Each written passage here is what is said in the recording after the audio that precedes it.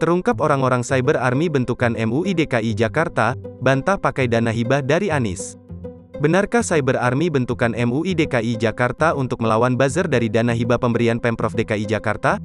Ini penjelasannya. Ketua Umum MUI DKI Jakarta Munahar Muhtar menjelaskan pembentukan Cyber Army tidak menggunakan dana hibah dari Pemprov DKI Jakarta.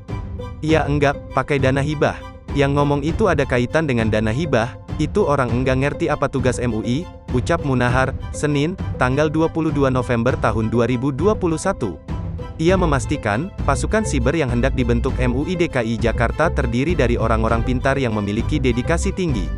Mereka berasal dari internal MUI DKI Jakarta yang masuk dalam bidang informasi dan komunikasi.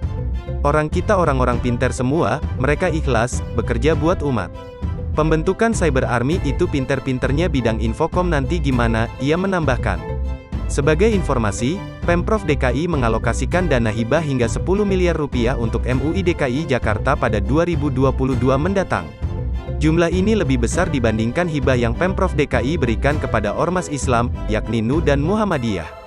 Hal ini kemudian menimbulkan kecurigaan dana hibah tersebut digunakan untuk membentuk Cyber Army di MUI DKI Jakarta.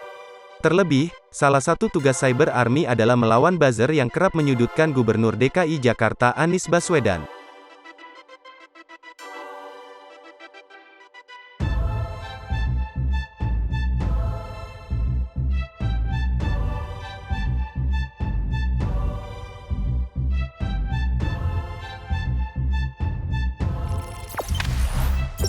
Jangan lupa subscribe, share, komen, dan like ya.